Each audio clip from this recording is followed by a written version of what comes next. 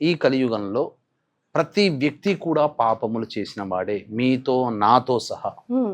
తెలిసి తెలియక. అటువంటి పాప ప్రభావాలు వెంబడే ఫలితాలు ఇవ్వవు.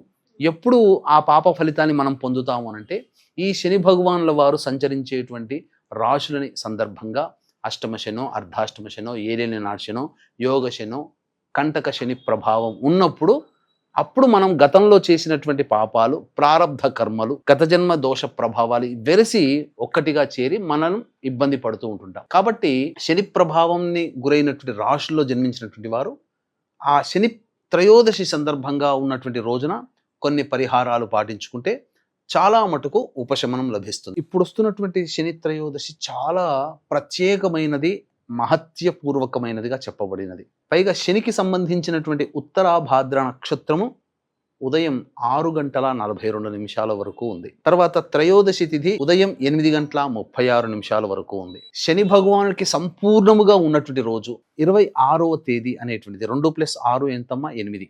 8 సంఖ్య శని భగవానికి సంబంధించినటువంటిది. శని ప్రభావంతో ఇబ్బందులు పడుతున్నటువంటి వాళ్ళకి విముక్తి కలిగేటువంటి రోజుగా చెప్పవచ్చు. గురుగారు, ఇప్పుడు మీరు విముక్తి అన్న పదం వాడారు కదా, పరిహారాలకి విముక్తి నిజంగానే వస్తుందంటారా గురుగారు? ఇప్పుడు మనము బండి మీద వెళ్తుంటాం, కింద పడాలి, దెబ్బ తాకాలి అని రాసి పెట్టి ఉంటుంది. ఇప్పుడు దేవతానుగ్రహం ఉందనుకోండి, ఏమవుతుంది? గుడ్డ పేలికలు ఉన్న చోటనో, ఇసుక దిబ్బలు ఉన్న చోటనో, మట్టి ఉన్న చోటనో పడి కొద్దిగా రాసుకొని ఆ దెబ్బలు మనకు ఇబ్బంది పెడుతుంది.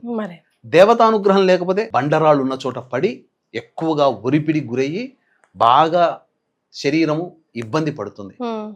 అంటే మనకు జ్యోతిష్యంలో ఈ సంబంధించినటువంటి కింద పడడం అనేటువంటిది ఉంటుంది, కానీ నువ్వు ఇంత మేర దెబ్బ తగులుతుంది, ఇన్ని సెంటీమీటర్లు నీకు రాసుకపోతుంది, ఇంత రక్తం పోతుంది, ఇంతుంది అని ఎక్కడ శాస్త్రంలో ఉండదు. కింద పడడం అనేటువంటిది ఉంటుంది కర్మవశాత్తు. దేవతానుగ్రహం ఉంటే ఆ దెబ్బ నుంచి మనం బయటపడతాము. దేవతానుగ్రహం లేకపోతే ఆ దెబ్బ వలన మనం ఎక్కువగా బాధపడతాం. కాబట్టి పరిహారాలు చేసుకుంటే ఖచ్చితంగా ఆ పరిహారాల ప్రభావం వలన కష్టపడడం తప్పదు, కానీ ఆ కష్టం ఇష్టంగా మారి ఆ పనిని పూర్తి చేసుకుంటాము, లేదా మనకు తెలియకుండానే మనకు సమస్యలు తీరిపోతాయి. అందుకని పరిహారాల విషయంకి వచ్చేసరికి 2 రకాల పరిహారాలు ఉంటాయి ఎప్పుడైనా కానీ. ఒకటి దైవ పరిహారము, 2 మానవ పరిహారం. దైవ పరిహారం అంటే దైవం మంత్రాధీనం, తన్మంత్రం బ్రాహ్మణాధీనం.